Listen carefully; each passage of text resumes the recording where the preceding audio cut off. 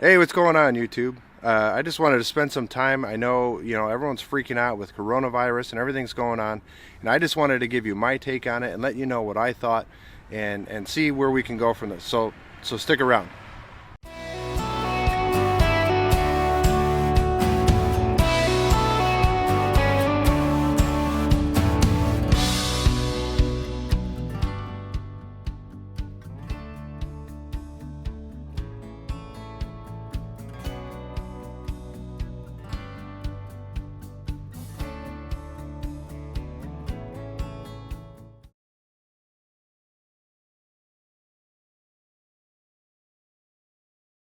Hey, what's going on, YouTube? I just want to take some time today, talk a little bit about coronavirus. I know there's a lot of people, kind of going different ways with it. There's a lot of people out there that are panicking. There are people that really aren't even taking it seriously. So, what is the correct response for people of faith like us? What is the best way for us to approach the coronavirus issue? So, I'm standing outside of my parish here, and it's empty. It's a Sunday, and there's nobody here, and it's kind of eerie because right now this place should be packed, right? There should be cars lined up all along this street, and there's nobody here, right? But the Catholic Church decided to shut it down around here. Our diocese decided that it was best just to go ahead and close things down. And are we doing the right thing? Is this level of panic the right thing for us to be doing right now? And I actually do kind of agree, right? That when it comes to our faith, it's important for us to continue to practice our faith. I spent some time, and actually did Mass on TV this morning. But at the same time, we do need to be prepared. So my first thought is the fact that, we need to go ahead and listen to the experts that are out there.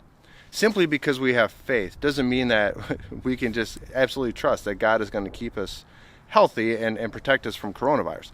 That's just not the reality. The reality is that we need to listen to the doctors and the people that know more than us. And so when I listen to these doctors, they've got a lot to say. One report that I read actually came from the CDC itself. And what the CDC actually said is that the number of lives lost could actually go anywhere from 200,000 to 1.7 million. That's not something that we should ignore. We need to take this seriously and realize that, there's a real possibility that people we know, people we love can get sick. But does that mean we should freak out? No. Right? We still need to rely on our faith and put our faith in God, that even if we do face things, and even if, we get sick or someone we know gets sick, that we can't allow it to cause us to panic. And that's the difference, right? In one respect, we can't be one of the people that's rushing to buy, 6 months worth of toilet paper, because I don't care how much toilet paper you have, it's not going to save you from the coronavirus. At the same time, we can't be one of the ones that's completely ignoring what's going on and pretending like nothing is wrong. Right? Because if we don't take some certain steps, then we're going to end up in a bad place. Okay, so here's what I think. When it comes to the coronavirus, it's a very real threat. It's something that, could really impact a lot of us. But we just need to turn to our faith and trust in God that His will be done.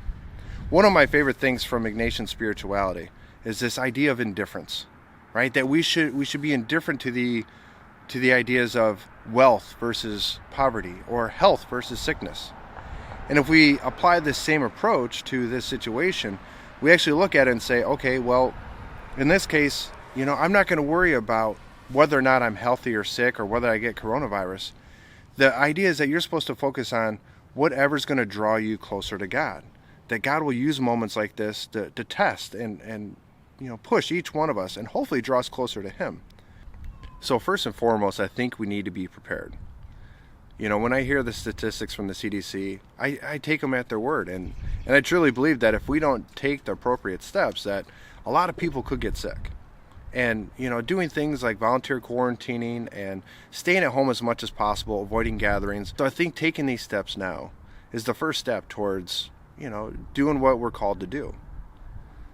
Now, the second step is where we lean on our faith and we put our faith in God. And we use this time to show people what our faith really means. This is a time for our faith to go into action. Not only will we faithfully follow the leaders that are giving us the medical advice and telling us what we should do, but at the same time, we're going to prepare ourselves to serve the community. Because if it's really going to get this bad, there's a lot of things that we need to think about.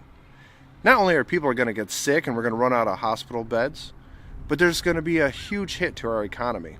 And there's going to be people that are struggling and, won't be able to find their next meal, may not have a home to stay in. And so we need to be able to respond as a community. And who better to do that than us as our Christian brothers and sisters, to reach out to people and show them the love of God at a time like this when everyone else is panicking, everybody else is freaking out. We're indifferent. We're not, completely blowing it off, but at the same time, we're not panicking. We're trusting in God. We're indifferent to whether, we're poor or wealthy. We're indifferent to the state of our health. We're just putting complete faith and trust in God. And we're going to take that calmness and we're going to share that with the people around us. And we're going to work in our communities and we're going to volunteer our time to, open shelters for people that need it, to serve food to the hungry, to find solutions to figure out, how do we beat this virus. So I hope this video finds you well.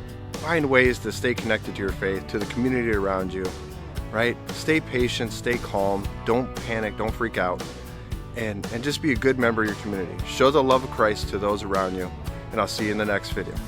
Bye-bye.